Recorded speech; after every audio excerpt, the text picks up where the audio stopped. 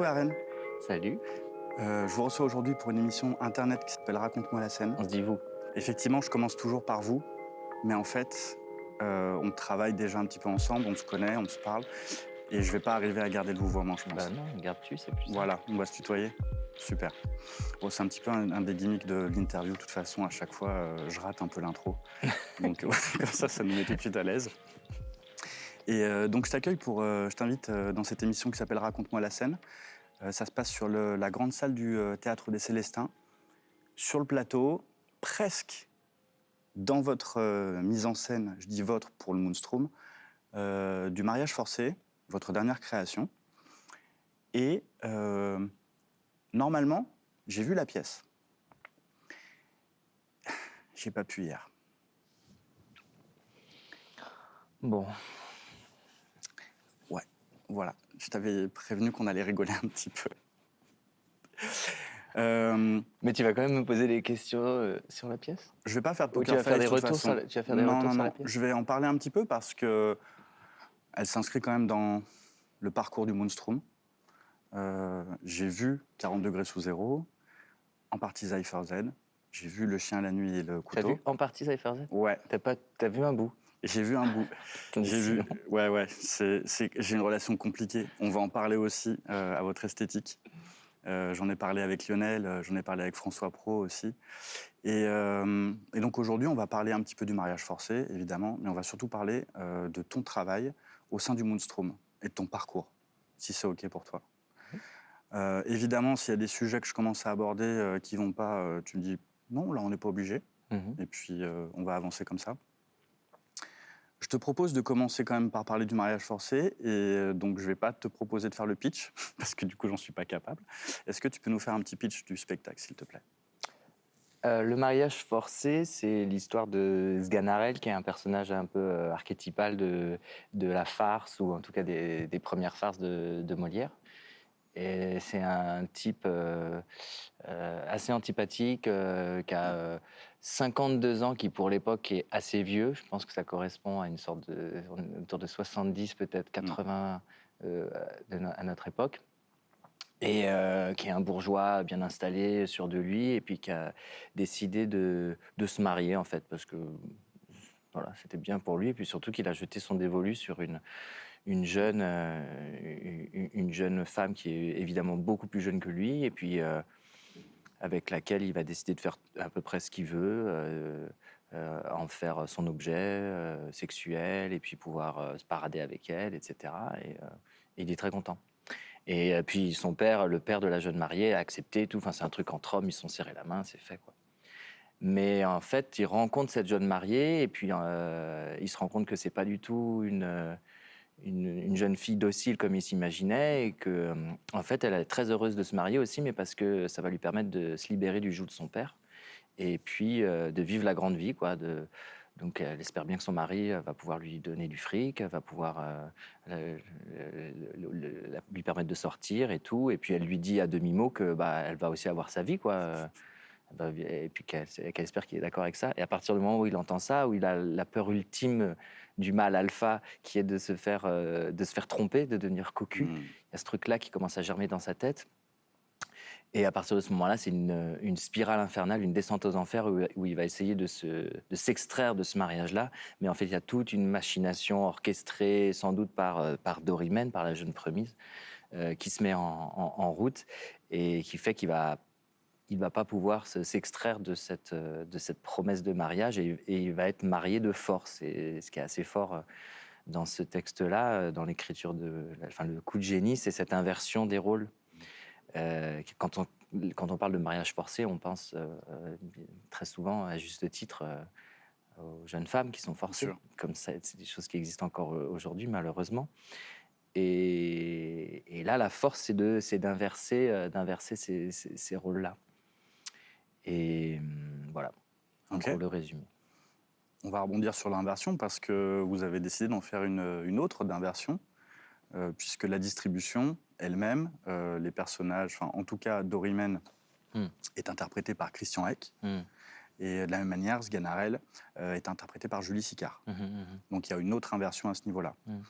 Est-ce que tu peux m'expliquer un petit peu ce choix-là de mise en scène? En fait, c'est vrai que c'est vraiment comme une indication de Molière qu'on a prise et qu'on a un peu utilisée pour tout le travail sur la création autour du spectacle.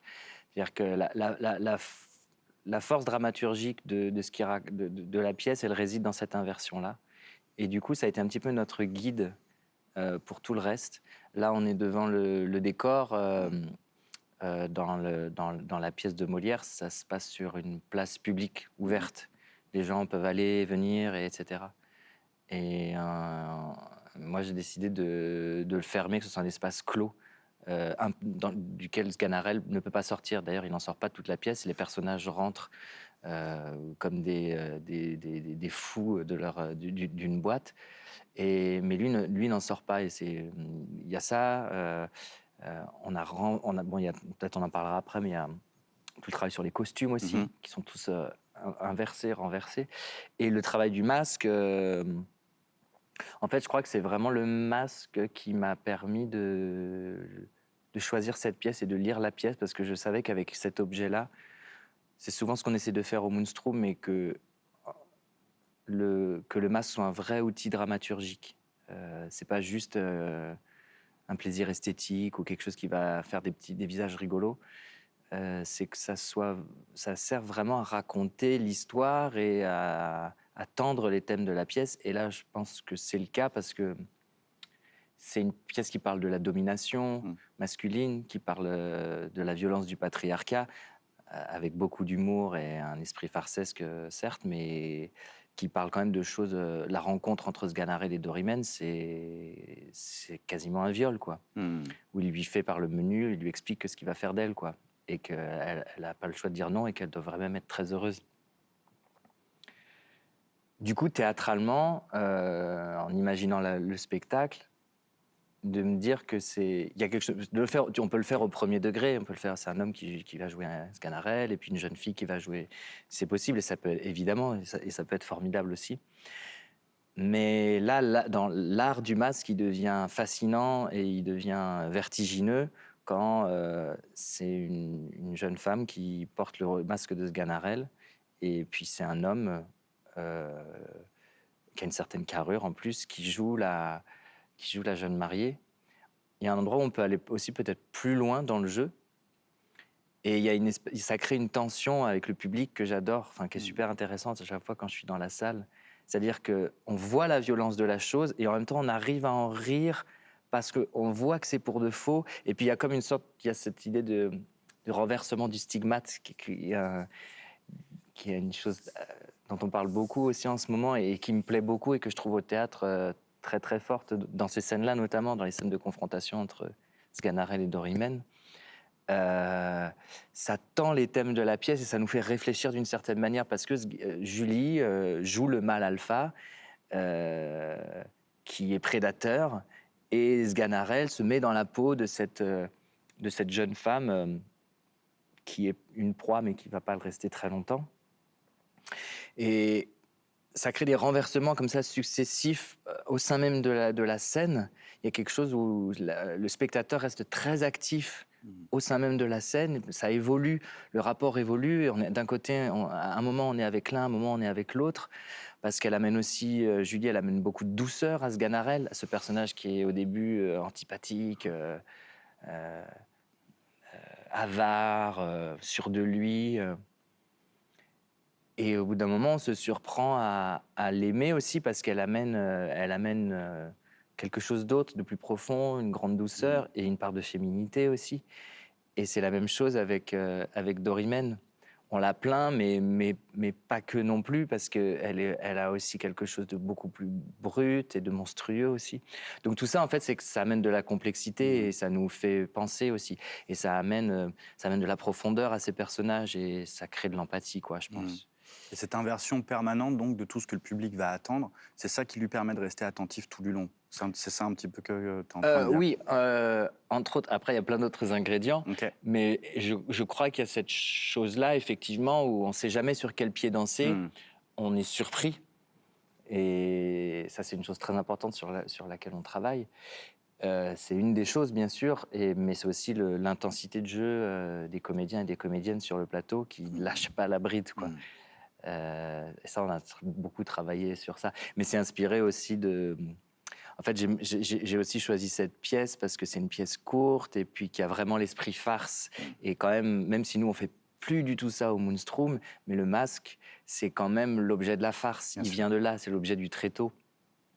Et même si on a commencé avec ça au tout début avec Lionel Lingelzer, avec qui on a créé le Moonstrom, instinctivement, on est d'abord allé vers le tréteau, vers la farce, et on s'est beaucoup amusé. Puis après, on a eu envie de creuser, d'aller un peu plus profond, de questionner un peu plus en profondeur cet objet masqué. Donc on s'en est un peu éloigné, et puis on a travaillé des écritures contemporaines. Mais en fait, en nous, on a quand même le tréteau, la force du tréteau, ce plaisir-là, et même le côté, la force politique aussi du tréteau, c'est-à-dire que c'est les places de village, aller à la rencontre des gens, voilà, qui est un théâtre aussi plus simple, entre guillemets, Mmh. mais qui demande une grande exigence. Et du coup, on avait envie de retrouver cette idée-là aussi, cette idée du tréteau. Mais voilà, le tréteau, c'est pareil, normalement, c'est ouvert, c'est sur les places publiques. Donc là, il y a quand même les planches du tréteau, mais elles sont quand même refermées sur les personnages. Pour parler du masque et de ton esthétique que tu insuffles au Moonstrom, puisque c'est toi qui fabriques les masques, euh, Lionel m'expliquait qu'un des enjeux du masque, c'est, donc Lionel Lingelser, avec qui vous avez fondé le Moonstrom, il m'expliquait que l'avantage du masque, il n'est pas tant de créer des personnages spéciaux, mais plus de les lisser et de leur enlever une temporalité, de leur enlever un genre, de leur enlever tout ça, en fait. Ouais. Et ça, je trouvais ça extrêmement intéressant parce que c'est pas du tout le code premier du masque, ça. Mmh. Oui, c'est ça, notre spécificité, elle réside là-dedans. Bon, on parle du masque. Ouais, On y va. ouais. Après, on peut parler d'autres choses aussi, parce que Non, c'est super. je me rends Mais pas c'est trop juste, ça va compte. prendre un peu de temps. Ouais, Enfin, ça peut prendre un peu de temps. on a plein de temps, mais surtout, vous parlez peut-être déjà beaucoup du masque dans vos autres interviews. Ouais. Donc, on peut aussi parler d'autres choses. Bah, On peut attendre un peu. non, mais là, on en parle, mais je Ok. pense que c'est bien quand même. C'est vrai qu'on en parle beaucoup, mais bon, c'est l'objet. Peut-être qu'on va faire d'abord un petit retour Ouais. sur ton parcours Ouais, et d'accord. sur la création du Moonstrom. Ça permettra peut-être de mieux comprendre Ok. les enjeux du masque. En plus, moi, j'ai beaucoup aimé me plonger dans ton histoire, puisque j'en ai retiré, je crois, un mot-clé qui est le pas de côté, l'envie de la rupture, en tout cas de sortir de la norme. Je m'explique. Tu as grandi à Paris. À 17 ans, tu rencontres Emmanuel de Marcy-Motta. Tu pars tout de suite sur les planches. Puis c'est l'école du jeu, le conservatoire où tu rencontreras Lionel. Et puis la Comédie Française. Et puis là, tu décides de partir à Mulhouse pour fonder le Moonstrom. Et en fait, j'y vois une inversion au parcours de beaucoup d'autres artistes qui vont se former en province, qui vont monter leur compagnie, essayer de percer dans le métier pour monter à Paris. Et toi, tu as fait le parcours inverse. C'est là que j'ai vu une rupture, en fait. Et je me suis demandé si déjà là, il y avait une envie de sortir de la norme ou si, en fait, la fuite à Mulhouse, le départ à Mulhouse, il est pour retrouver Lionel et puis pour fonder le Moonstrom, parce que lui, il vient de là-bas. Oui, voilà, le Mulhouse, c'est parce que, en fait, c'est un peu un retour aux sources pour Lionel, parce que Lionel vient de là-bas, et c'est vrai que quand on a créé la compagnie, ça nous semblait logique de retourner sur ces terres-là, quoi. Et on est très heureux d'ailleurs, on a une implantation qui est magnifique, on a beaucoup de partenaires qui nous suivent, et puis c'est plus, oui, c'est serein pour travailler plutôt que dans l'agitation parisienne. Après, il n'y a pas de désir de... Comment t'as dit Rupture, pas de rupture. côté, sortir de la norme. En fait, ça se formule pas comme ça dans ma tête. C'est juste que je fais ce que je dois faire, et quelque chose où, tu vois, quelque chose d'arriver à sentir ce qu'on est, ce qu'on veut faire, et arriver à le suivre avec le plus d'honnêteté possible. Et ça, en fait, c'est difficile à faire, mais c'est un super travail aussi, c'est passionnant. Mais c'est difficile de savoir ce qu'on veut vraiment. Et puis en plus, ce que les gens savent peut-être pas forcément, c'est que toi, tu es plasticien, faiseur de masques, comédien, metteur en scène, directeur artistique, touche à tout. Tu as été aussi attiré par la danse, je crois. Enfin, tu touches à plein de formes d'art différents. C'est ce que tu as amené aussi au Moonstrom. Euh, Oui, après, avec Lionel, on s'est rencontrés aussi avec cette envie-là et avec les autres participants, les autres comédiens et comédiennes qui sont là depuis le début, comme Alexandre Etev, Sophie Bott, Olivia Dalric. Il y a cette envie, de toute façon, d'un théâtre physique intense, engagé corporellement. Ça. Parce qu'il y a des gens qui... Ouais, il y a les tests en fait de Des gens trappe, qui- de désenfumage et d'alarme en ce moment. C'est le bon, Ouais. bon moment. C'est la petite explication. Euh, Ouais, tu disais que le collectif avait déjà envie de faire Ouais, plein de enfin, choses. il y avait déjà, en tout cas, il y avait cette envie d'un théâtre physique très engagé. Et après, bon, je crois que c'est très français aussi, cette chose de vachement cloisonner les arts, le théâtre, la danse, l'art plastique et tout ça. Mais en fait, l'endroit du théâtre, c'est magnifique. C'est cet endroit, c'est le creuset où tous ces arts peuvent se réunir. Et c'est vrai que nous, on a toujours l'ambition du spectacle total, quoi. Mm. Mais c'est parce qu'on aime ça aussi. On aime le recevoir en tant que spectateur, mais on aime le travailler parce du coup, on travaille avec plein de métiers, de corps de métiers différents. Mm.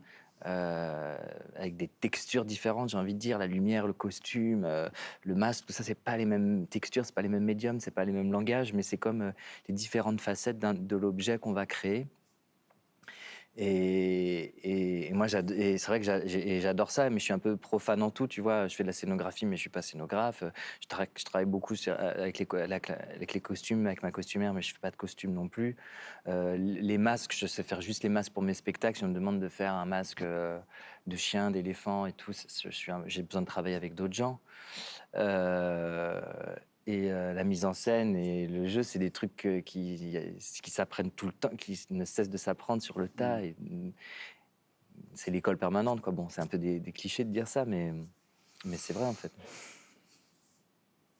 Si t'étais pas aussi naturel, ce serait vraiment un cliché. Mais on sent que ça te porte, c'est vrai. Et ok. Et donc là-dessus, je repars sur le masque. Maintenant qu'on a Ouais. on a un cadre un peu plus précis de qui tu es. Et donc ouais, je disais, moi j'ai rien inventé, c'est pareil. Hein, j'ai discuté avec Lionel pour en connaître un petit peu plus. Et donc il me disait que cette volonté de mettre des masques, Mm. outre le fait de sortir du classicisme et des codes du masque, il était de pouvoir en fait effacer un petit peu, voilà, le genre, l'âge, tout ça, des personnages, pour se concentrer sur autre chose. Ouais. Bah, c'est vrai que la spécificité des masques de la comédia ou même des masques qu'on retrouve dans différentes civilisations sur Terre. Bon, déjà, il y a cette chose magnifique qui est que le masque, il existe depuis l'aube de l'humanité presque, sur tous les continents, dans toutes les cultures. C'est l'objet théâtral par excellence. C'est l'objet qui sert pour les rituels, pour la fête. C'est un objet hyper intéressant, super complexe et polysémique et vertigineux aussi, quoi. Donc, en fait, à chaque fois, on s'en empare et puis on se dit, bon, un moment, on passera peut-être à autre chose. Sans doute qu'on passera à autre chose, mais c'est-à-dire qu'à chaque fois, il y a comme une nouvelle facette qui se révèle à nous et qui nous passionne. Mais bon, petite parenthèse, mais sinon, ouais, le masque de la comédia ou les masques du théâtre Balinet, tout ça, c'est quand même c'est des masques qui sont très expressifs, des masques de caractère. Quand ils sont posés sur la table ou dans la salle de répétition par terre, on voit tout de suite à quoi ça correspond. Ils ont les grands nez, ils ont les sourcils comme ça, ils ont le front avancé. C'est des masques de caractère en fait. Et le comédien ou la comédienne doit rentrer dans ce masque. Après, bien, il y a plein de liberté quand même, mais c'est quand même des sortes de caricatures quelque part. Avec une adresse frontale aussi au public, souvent. Ouais. Waouh. Avec une adresse aussi, je crois, frontale au public. Pour Oui, la après, il y a, Comité nous aussi, on s'est émancipé un peu de ces codes-là, mais on s'en inspire. C'est-à-dire qu'en masque, le personnage, il parle au public et son copain, il l'écoute, il est de profil. Et quand il a fini de parler, il lui donne la parole. Et c'est l'autre qui parle. Il y a ça, c'est la base. Euh, bon, nous, enfin, toutes ces règles-là, tout ce qu'on a appris, il y en a beaucoup. Hein. Ouais. C'est passionnant, c'est hyper intéressant pédagogiquement. Après, moi, dans un théâtre d'aujourd'hui, représenté sur une scène de théâtre, c'est parfois moins intéressant, donc il faut les re-questionner. Et c'est ce qu'on essaye de faire. Et pour en revenir à ces expressions, à cette expressivité, effectivement, nous, nos masques, la plupart de nos masques, si tu les poses comme ça sur une table, tu les regardes, ils ne te renvoient rien du tout. Il n'y a pas d'expression. Parce que ce qui m'intéresse plus, effectivement, c'est ce qu'on enlève. C'est ce qu'on ne voit pas. C'est que cet objet masque. Il nous empêche de voir quelque chose d'essentiel. Et du coup, ce faux visage sur le visage devient plus une surface de projection pour les spectateurs. Encore une fois, c'est quelque chose pour happer les spectateurs, pour aller les chercher. Ça crée du mystère. Il y a quelque chose qu'on ne voit pas et qu'on ne comprend pas. Donc c'est ça avant tout qui nous fascine. La seule expression qu'ils ont, c'est cette espèce de effarement comme ça, métaphysique. Ils sont un peu comme ça. Mais j'essaie vraiment de pas dessiner, de pas faire de sourcils. Enfin, il y a des sourcils dessinés, mais ils sont pas trop marqués, quoi. Si ce n'est cette espèce d'effarement métaphysique face à la vie. Et ça, c'est un peu leur neutre au personnage. C'est ça. Donc ça demande un niveau de jeu que quand même, quand le personnage il est comme ça, en fait, il est comme ça à l'intérieur. C'est que ça demande un niveau de jeu là, quoi. Ouais. Est-ce qu'on peut parler de ce qu'on appelle la naissance du personnage avec le masque? J'en parle parce qu'il y a François Praud qui vient de faire des ateliers dans le cadre du Théâtre des Célestins avec des jeunes et il a réussi à faire faire à l'un des jeunes la naissance du masque. Et donc, si j'ai bien compris, ça consiste à regarder le masque, réfléchir, quelle voix on va lui donner, peut-être l'appeler. Est-ce que tu peux me décrire un petit peu ça? Alors, je peux t'en parler, mais c'est pas du tout ce que je fais, moi. Ouais, C'est ce que je ouais, disais, pardon. c'est que... Non, mais c'est juste pour... C'est ça qui est intéressant, c'est que, encore une fois, c'est un outil très ouvert. Et ça, c'est des exercices de pédagogie que beaucoup de comédiens et comédiennes du Moonstrom pratiquent quand ils donnent des ateliers. Parce que c'est un objet ludique, effectivement, qui permet de se transformer sa voix. Moi, je travaille pas du tout comme ça, mais il est possible qu'on y revienne de temps en temps. C'est Ok. comme des gammes, etc. Mais ouais, il y a cette chose de naissance où tu choisis ton masque. Donc, en général, tu le choisis effectivement par son expressivité, par ce qu'il te renvoie. Donc, nous, quand on travaille, on le fait pas vu que les masques n'ont pas cette chose-là et que je fais vraiment les masques sur les comédiens et les comédiennes. Donc, tu choisis un masque qui te plaît. S'il y en a un qui est en colère comme ça et si tu as envie de travailler sur ça, tu prends ça. Si tu en as un qui est un peu... En fait, ça permet de travailler. On travaille sur des... C'est très libérateur. On travaille sur des archétypes, des caricatures, sur des gros traits, même si ça peut se faire en finesse. Hein, mais... Et effectivement, la voix, c'est un truc... nous, dans le travail, je parle jamais de la voix, mais c'est juste un truc qui se fait naturellement, au fur et à mesure. La voix, elle se transforme, mais je dis pas trouve ta voix et tout, vraiment pas. Et même, en fait, elle se transforme un petit peu là dans Molière parce que c'est Molière et que c'est des personnages vraiment archétypaux. Mais sinon, quand on fait Copie ou Mayenbourg, on change pas la voix en fait. Bon, la voix elle change parce qu'il faut la porter, mais sinon c'est vraiment un truc sur lequel on travaille pas du tout. Ouais, j'essaie de reposer par-ci par-là des petites bases, Oui, puisque oui. tout le monde n'a pas les mêmes connaissances. Et ça permet de marquer encore plus, je vais redire la rupture, mais en tout cas, la manière dont toi tu travailles le masque. Après, ce qui m'a le plus inspiré dans le travail du masque classique, on va dire, donc nous a été transmis au conservatoire par Mario Gonzalez et Christophe Paty, qui sont des formidables pédagogues. Ce qui m'a le plus marqué et ce que j'ai le plus en tête, ce qui correspond peut-être le plus à notre travail, c'est avant de mettre un masque expressif, on fait ce qu'on appelle du masque neutre. Et ça, on en fait pendant très longtemps. C'est-à-dire que nous, en première année au conservatoire, on n'a fait que du masque neutre pendant 1 an. Donc on est tout en noir. On a des masques qui recouvrent entièrement le visage. Il y a juste 2 petits trous là, en face des yeux, mais tout petits. On a des collants sur la tête, on est habillés tous pareil en noir et on fait des exercices. L'exercice principal, c'est l'exercice du cœur, qui est un exercice de rééquilibrage de plateau. C'est très technique, c'est pas du tout, comment dire, créatif. C'est vraiment un truc d'écoute, d'équilibrage de plateau, de respiration. Et pour moi, c'est un exercice fascinant de base qui m'a servi pour tout, pour plein d'autres choses après, et qui sert pour vraiment tout type de théâtre. Ça aide vraiment à travailler sur l'écoute, sur la détente au plateau, sur ce qu'on appelle la présence, je sais pas, j'imagine, quelque chose comme ça. Euh, la respiration et sur le plaisir aussi à entrer sur scène sans savoir ce qu'on va faire. Enfin, c'est-à-dire que c'est un travail de préparation qui sert après au clown. Avant de mettre le masque expressif, on met le clown, qui est le plus petit masque du monde, le nez de clown, mais ça reste quand même un masque. Et ce travail de préparatif du masque neutre, il nous apprend ensuite, quand on va rentrer avec notre personnage de clown, à rentrer sur le plateau en n'ayant absolument rien prévu, sans savoir ce qu'on va faire, à travailler avec l'instant, à improviser avec ce qui va se passer, avec l'accident. On parle beaucoup d'accidents dans le masque neutre.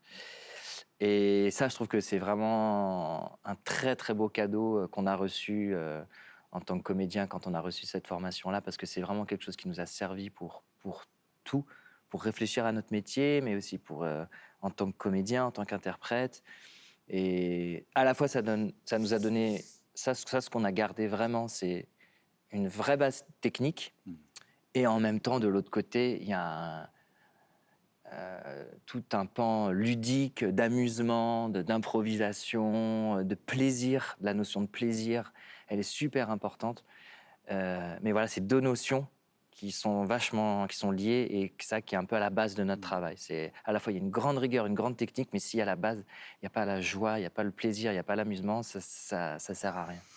Ça, c'est une thématique que tu soulèves qui m'intéresse aussi quand je vois votre travail. Vous revendiquez le travail de la joie, du plaisir, du rire, de la farce, tout en abordant à peu près systématiquement des thématiques extrêmement dures, souvent post-apocalyptiques, ou en tout cas dans des dystopies. Je pense à ce que vous avez apporté sur 40 degrés sous zéro, en tout cas dans votre mise en scène par rapport à l'écriture de copie, dans Cypher Z évidemment, même dans l'écriture de Mayenbourg, sur ce cauchemar qui s'arrête jamais, vous abordez des thèmes très sombres. Et pourtant, vous ne cessez de parler de joie. C'est là que j'y ai vu aussi cette espèce de thématique de rupture et de sortir de la norme. Et bon, en fait, j'avais une question assez simple. Quelle est votre envie au Moonstrom en abordant des thématiques aussi compliquées et en essayant d'y apporter de la joie? Qu'est-ce qui vous obsède un peu au-delà du masque? Ouais. Je sais pas, en fait, on fait du théâtre parce qu'on peut pas faire autrement. Enfin, on veut parler de notre monde, de ce qu'on vit, en fait, de ce qu'on traverse tous collectivement et intimement aussi. Les temps qu'on traverse là sont vertigineux d'incertitude, de noirceur, de violence, d'absurdité sans nom. Enfin, l'état de notre monde est quand même, c'est à devenir fou, quoi. Ouais. C'est vraiment à devenir fou. Moi, je crois que le théâtre, déjà, avant tout, personnellement, il m'aide à pas devenir complètement dingue. En fait, c'est la catharsis. C'est-à-dire qu'il faut qu'on regarde ces violences-là, il faut qu'on regarde cette barbarie-là, ce non-sens-là, cette folie des gens qui nous dirigent. En fait, sinon, on pourrait vivre heureux en allant en s'en isolant complètement. Ouais, c'est l'autruche, sinon. En faisant l'autruche et tout, mais moi, j'ai pas envie de vivre comme ça. Donc, je crois qu'on est et le théâtre, on parle à nos contemporains, on parle à la jeunesse, on parle à la société quand même. Donc, si on fait ça, on essaie de pétrir toute cette matière dans laquelle on est tous englués quotidiennement et avec un autre angle de vue, avec peut-être un peu plus de poésie aussi. Je crois que la poésie, c'est pas regarder des fleurs sous un arbre en été. La poésie, c'est puissant. La poésie, c'est une posture face à la vie, face à la dureté de la vie, à la réalité. C'est un rapport à l'existence qui s'émancipe de la pensée marchande, de la pensée financière, du capitalisme, de la pensée comptable. C'est hyper puissant, c'est hyper important. Et le théâtre, c'est encore un des derniers bastions où, collectivement, on peut revendiquer cet autre rapport à l'existence. Mais on le fait en regardant quand même, on le fait avec panache, quoi, on le fait avec force, en regardant l'ennemi en face quand même. C'est de ça dont on va parler et c'est à ça, on s'attaque à ça, même si en fait on est minus, on est un grain de sable, mais c'est ça qui est beau. Le geste poétique, il est là aussi, parce qu'on peut pas faire autrement. Et même si le combat il est perdu d'avance, nous on est ces soldats de la joie. Euh, et ça c'est beau, je trouve. Et ça, c'est une existence poétique, même si c'est perdu d'avance. Mais ne pas être dans ne pas être dans la désespérance, ne pas être dans le désespoir, ne pas se laisser avoir par toutes ces énergies morbides, mortifères qui sont autour de nous et qu'on a avant tout tous dans notre poche, qui sont vraiment des objets de mort. C'est des objets qui aspirent notre vitalité jour après jour, de plus en plus. Et nous, on doit combattre ça, on doit travailler à un autre endroit, doit essayer d'aspirer d'autres forces. Bon, je pars un peu dans tous les sens, mais... Non, pas du tout. Je trouve pas. Au contraire, je pense que tu rappelles la définition initiale du romantisme qui s'est construit en opposition au capitalisme. Donc ça, c'est quand même super de se dire ça. Moi, je trouve que tu parles de ça, en tout cas. Oui, sans doute. Et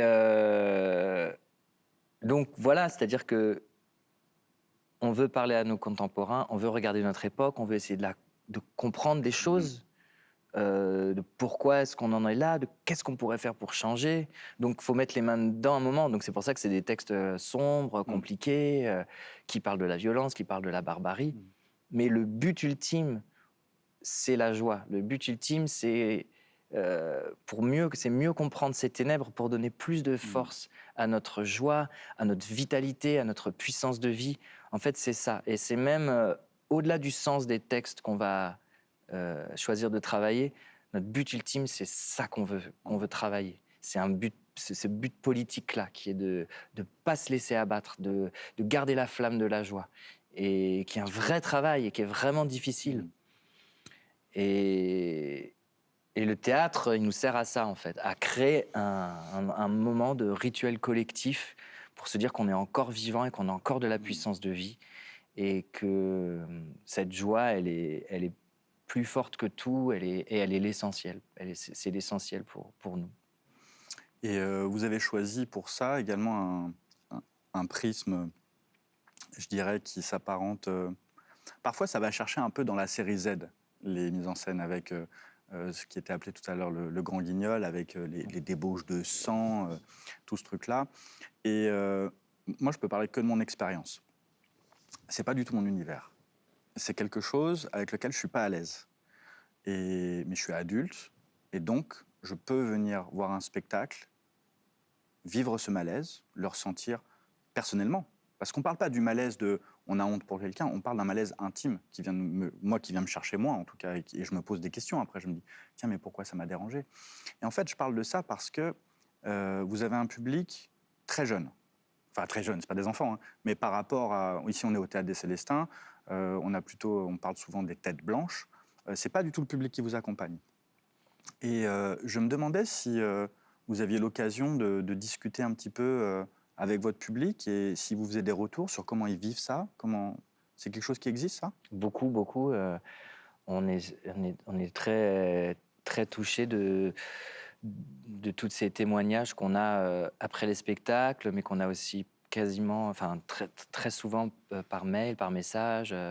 Beaucoup de gens qui nous écrivent sur les réseaux. Et ça, en fait, ça revient ce dont on parlait avant. On sent qu'il y a cette nécessité-là. Il y a cette jeunesse qui n'a pas envie d'abandonner et qui, je crois, se reconnaît dans cette quête-là de la joie et en même temps, c'est pas béni oui, en même temps, c'est regarder vraiment notre monde et donc ça nous donne une vraie responsabilité et en fait, et ça nous donne aussi beaucoup de baume au cœur, parce que c'est difficile en fait les spectacles. Les spectacles ils sont très physiques, ils nous demandent énormément. On est cassé, on a mal au dos, on a mal aux muscles. Le masque, c'est difficile à porter aussi. Et en fait, quand on sort des spectacles lessivés, quand on a joué 10 jours de suite, et puis en fait, on a ces retours-là en face, ça nous redonne tellement d'énergie, de confiance, et ça nous dit qu'on est au bon endroit, quoi. Enfin, on est au bon endroit, on est sur un chemin juste.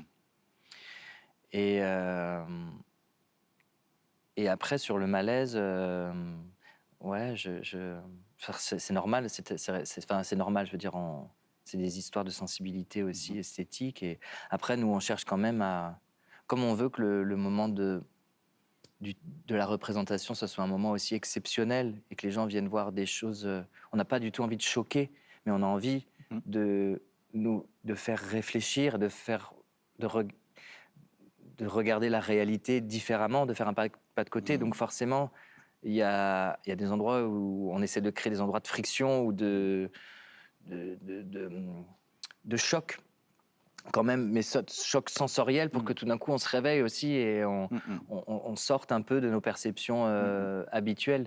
Mais c'est pas du tout dans le but de choquer pour choquer. Non. Alors c'est pour ça que je disais bien en préambule, c'est ma sensation à moi. Et en plus, j'ai pu lire souvent le théâtre du trash, le théâtre du lait. Et moi, j'ai pas du tout ressenti ça quand j'ai vu par exemple 40 degrés sous zéro.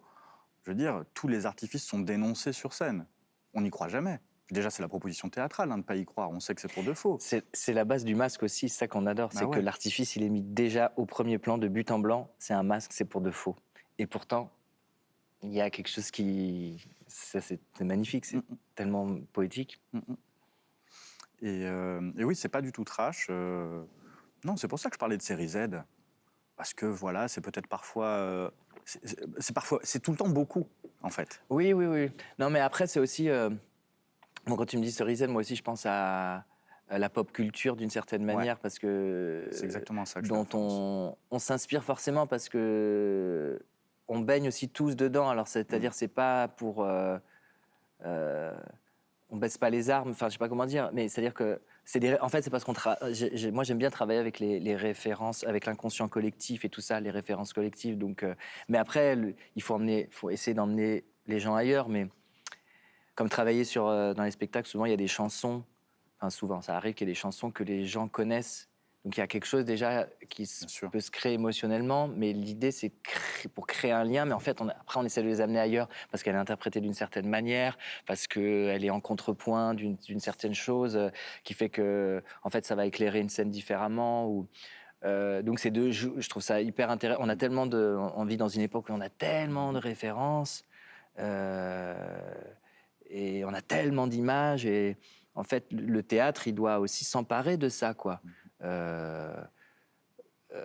Parce que le théâtre, il parle de la réalité, il parle de la société, donc il ne doit pas s'en emparer pour contrer, il doit s'en emparer pour être à la hauteur de ce qui, je sais pas comment dire, de ce qui constitue la réalité.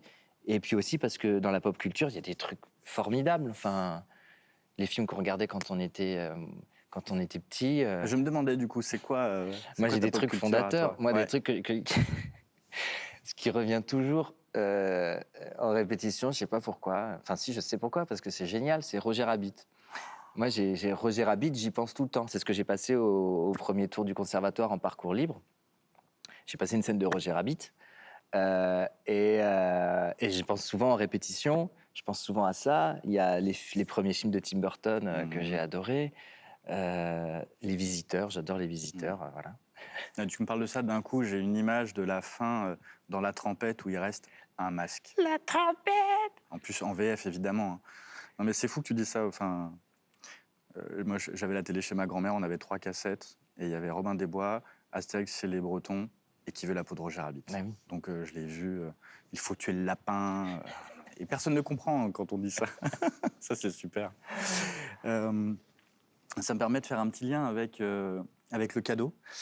J'offre un cadeau à mes invités pour m'excuser de ne pas avoir vu leur pièce la veille.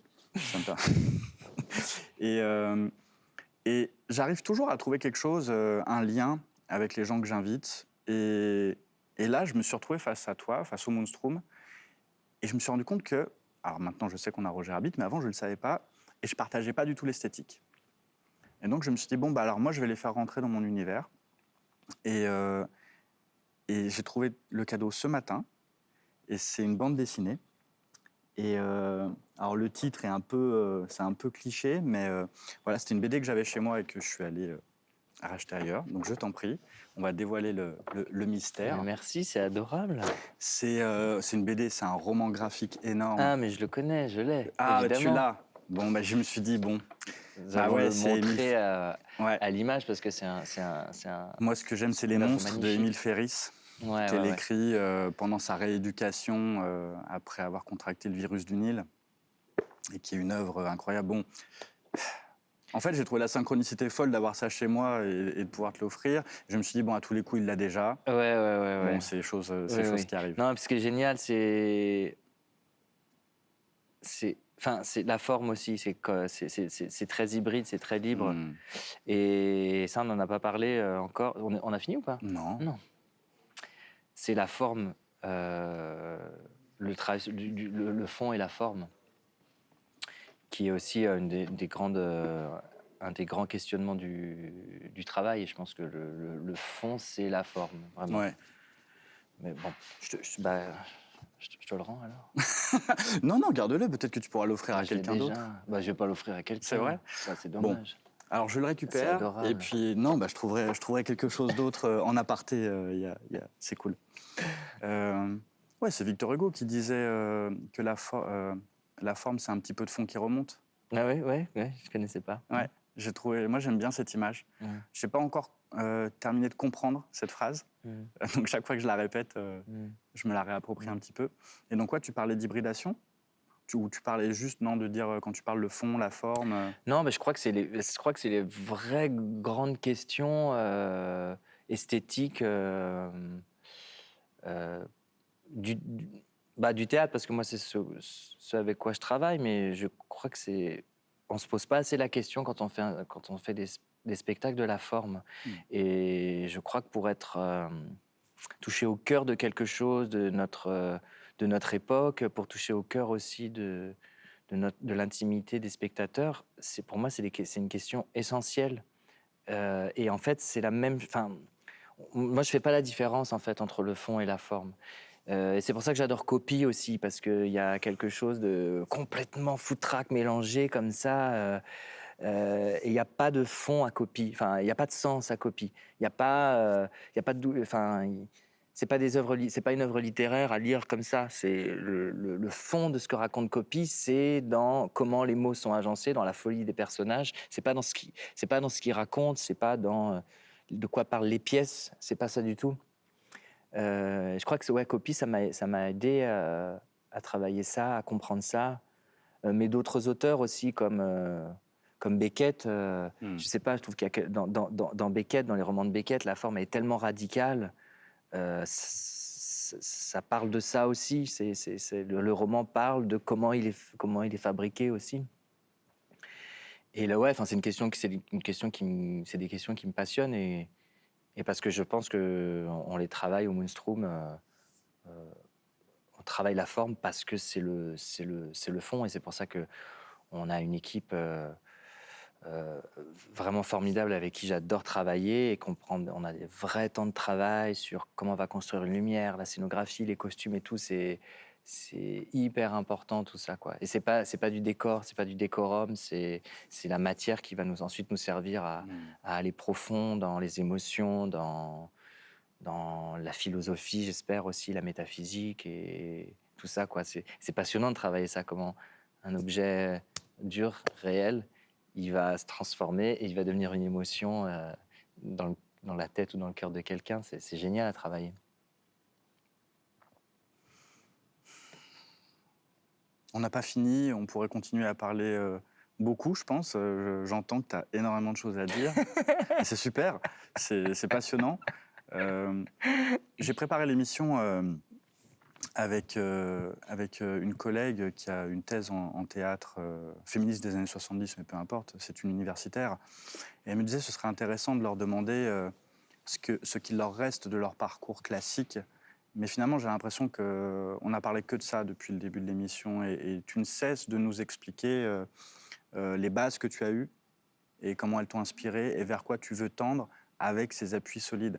On n'a pas parlé de la scénographie, mais je lisais qu'on peut y voir des références à l'expressionnisme allemand du XXe siècle, à la fois au théâtre des tréteaux, donc à la forme médiévale, et puis on y voit, vous rajoutez les masques qu'on associe à la commedia dell'arte, donc tout ça c'est classique, classique, classique, et finalement vous en faites quelque chose qui n'est Molière évidemment, et il en sort quelque chose qui n'a rien de classique. Donc je réponds en même temps à la question que je te pose, comme ça c'est plus simple. Non, mais c'est vrai que moi je suis très très heureux d'avoir fait le Conservatoire national à Paris et d'être passé par la Comédie Française. Mais la Comédie Française, c'était pas mon endroit. Enfin, si, c'était mon endroit pendant les quelques années où j'y étais. Mais ça m'a aidé à me construire aussi. Et puis, j'ai rencontré des personnes formidables là-bas, des comédiens et des comédiennes incroyables, une manière de travailler complètement dingue. Mais ça m'a formé aussi. Parfois, on se forme aussi en négatif, en apprenant à voir ce qu'on veut pas faire. C'était pas tout le temps, c'était pas que ça là, du tout. Hein, au contraire, hein, j'ai eu des expériences artistiques magnifiques. Et le conservatoire, c'est la rigueur aussi, c'est de l'académisme et tout ça. C'est agréable de passer par là. Et après, c'est quand les choses deviennent des méthodes et des systèmes, et ça devient des dogmes. Donc il faut se méfier de ça. Et avec des objets si puissants comme le masque, par exemple, ben, il y a le danger de tomber là. Il y a ce danger-là. J'y pense beaucoup aussi justement que ça ne devienne pas une recette et rester toujours dans le travail et toujours être en prise avec la réalité, si tant est que ce mot veuille dire quelque chose, mais avec en tout cas la société. Et c'est vertigineux parce qu'on en a vu plein des gens qui ont inventé des choses et puis en fait qui se sont raccrochés à ça et puis qui ont fait sans cesse la même chose et puis que c'est devenu mort. Et au théâtre, c'est terrible. Le théâtre mort, le théâtre... C'est pour ça que je parlais des formes, parce que je pense que c'est la vraie chose à laquelle on doit vraiment se coltiner et qu'on doit vraiment... parce que notre monde change tellement vite et on a vu tellement de spectacles. Et c'est pour ça que voilà, je disais que la forme, c'est la chose à laquelle on doit vraiment s'atteler, quoi. Ce qui est intéressant, parce qu'on nous bassine pendant nos études sur le fond. Et c'est chouette qu'on vienne dire aussi la forme, c'est important. Et parce que c'est la même chose. Oui. Parce que le corps et l'esprit, c'est la même chose. Bien sûr. Parce que pour moi, la métaphysique, elle est dans le physique, la spiritualité, il ne faut pas la séparer de notre corps. C'est notre corps qui est porteur de la plus grande spiritualité. On a extrait Dieu de nous-mêmes. On est Dieu, nous. C'est ces dichotomies-là qui sont mortifères, terribles et qui n'ont pas de sens, je trouve. Et qui créent beaucoup de malheur et de bêtises aussi. On va certainement pas terminer là-dessus. Non, je vais terminer en vous remerciant. Vous êtes ici pour encore 5 dates chez nous. Le mariage forcé ? Ouais, ou plus, il y a 2 semaines. Non, je crois que ça joue un peu plus. Okay. Je crois que là, ça joue jusqu'à samedi, ouais. dimanche, jusqu'à dimanche, et après, dimanche. Ça rejoue encore la semaine prochaine. Ah, ok, parfait. Bon, tu vois, je vais pouvoir aller le voir. Et non, je vais terminer je vais revenir sur ce contraste que vous apportez avec des thématiques sombres, mais surtout avec beaucoup de joie, beaucoup d'énergie. Vous êtes artiste associé au Théâtre des Célestins, et à ce titre-là, vous jouez vraiment le jeu, vous faites des ateliers avec nos équipes, vous êtes joyeux dans notre théâtre aussi, et ça fait aussi du bien. Je l'ai déjà dit, ça à Patrick Pinot la dernière fois, mais c'est pas même si toutes les troupes sont très sympathiques, tout le monde n'apporte pas la même énergie. Et voilà, on va terminer en disant que vous apportez une super énergie ici. Et voilà, merci beaucoup, Louis Arène. Merci.